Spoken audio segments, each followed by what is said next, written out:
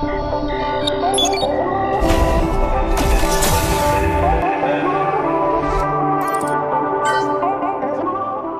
Gadgeters, hari ini kita bakalan unboxing sebuah handphone.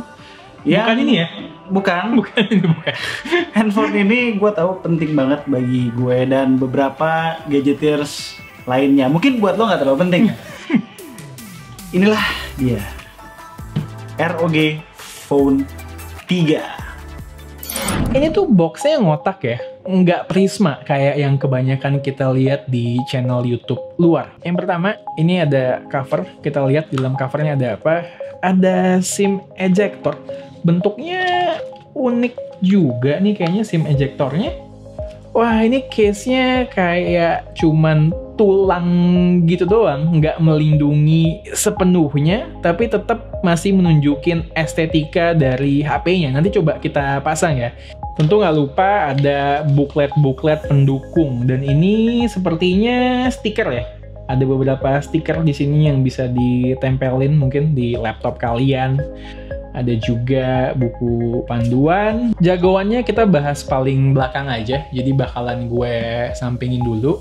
Nah, kali ini di ROG Phone 3 kita dapat charger default 30 watt. Artinya ngecas baterai bisa lebih cepat. Kapasitas baterai ROG Phone 3 sama kayak ROG Phone 2, 6000 mAh. Kabelnya dong, dan ini kabelnya udah braided ya. Jadi untuk pemakaian jangka panjang harusnya cukup durable. Nah, ini dia yang menarik. Ada dongle buat headphone jack. Apakah artinya? Artinya ROG Phone 3 nggak punya headphone jack. Katanya handphone gaming. Gimana sih? Bagian paling menarik yang udah kalian tunggu-tunggu, apalagi kalau bukan handphonenya. Eng, ROG Phone 3. Ini dia. Gue rasa gue nggak perlu bercerita banyak mengenai desainnya.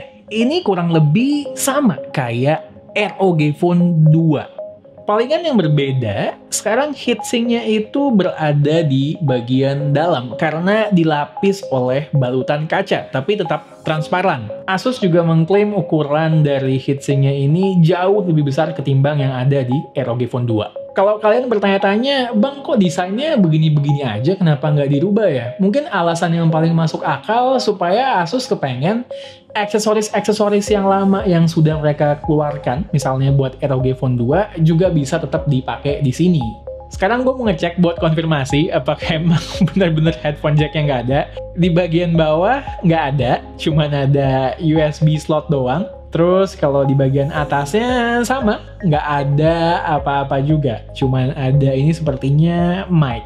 Lalu di bagian kanan kita bisa lihat ada volume button, ada power, dan ini sepertinya lagi-lagi ada mic. Dan nggak kelupaan, ada juga air trigger.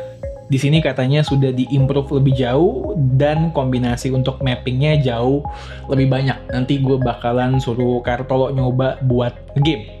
Di sisi kiri, seperti biasa ada slot dual SIM only. Nggak ada slot buat memory card. Yang terakhir, masih di sisi kiri, ini ada port buat aksesoris kayak Aeroactive Cooler gitu. Ini adalah port buat konektornya. Terakhir, soal perbedaan yang kelihatan di bodi belakang mungkin harus gue highlight, penting. Dulu kan ROG Phone 2 kameranya ya 2, ROG Phone 3 kameranya 3. Yang nambah itu adalah kamera makro 5 megapiksel. Kamera utamanya sekarang 64 megapiksel, tapi kalau kamera ultrawide-nya tetap 13 megapiksel. Satu hal yang paling berkesan buat gue dan Kartolo dari bagian depan ROG Phone semenjak ROG Phone 2 adalah kualitas dari front-facing stereo speakernya. Betul-betul fenomenal dan gokil. Hal ini berlanjut juga ke ROG Phone 3. Setupnya masih sama. Untuk security-nya masih sama ya, pakai in-display fingerprint, dan ini responnya gue lihat cukup cepat dan akurat. Refresh rate-nya di ROG Phone 2, refresh rate-nya itu bisa sampai 144 Hz. Kalau kita ingat di ROG Phone 2 cuman 120 Hz. Nah, yang jadi jagoan apalagi kalau bukan Snapdragon 865 Plus. Ini adalah pertama kali kami nyobain prosesor Snapdragon 865 Plus. Ini sebenarnya spek ROG Phone 3 ini overkill banget untuk mayoritas game-game di Play Store. Termasuk ya CODM ini. Jadi gue udah yakin lah ini pasti performance-nya pasti mantep buat CODM. Tapi yang bikin gue penasaran adalah air triggernya yang ada improvement lumayan jauh sekarang. Nah lo, banyak banget nih. Ada ultrasonic buttons, motion control. Ultrasonic buttonsnya juga bisa nih, ada 2 partition button, tap biasa, ada swipe horizontal, slide vertikal. Waduh, banyak sekali ya. Kita coba yang dual partition dulu kali ya. Dengan opsi dual partition ini kiri kanan berarti satu tombol itu bisa 2 actions, 2 tombol bisa jadi 4 actions. Ini juga ada motion control, shake the phone once to trigger screen touch. Jadi digoyangin harusnya bisa nge-trigger. Wah, salah pencet gua. Tuh. Waduh, susah.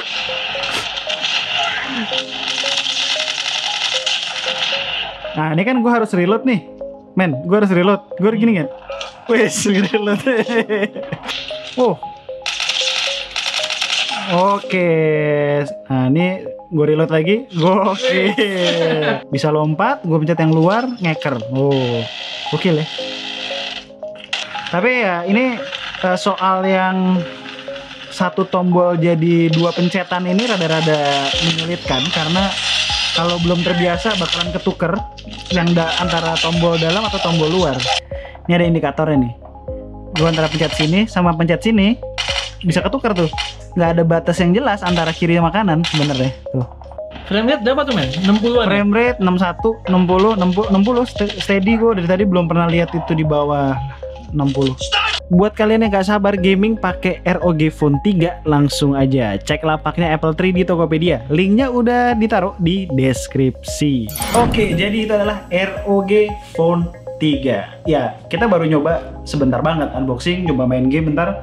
Yang pasti handphone ini akan kita review secara dalam, sama seperti ROG Phone 2 tahun lalu. Ya, first impression kami ya, it's a very interesting phone. As always, kalau kalian suka dengan video kami, boleh klik like, share, dan subscribe. Jangan lupa klik icon bell yang di bawah supaya kalau kita ngeluarin video baru, kalian langsung tahu. Nggak usah tanya-tanya dulu mengenai ROG 3 karena kami juga belum nyoba.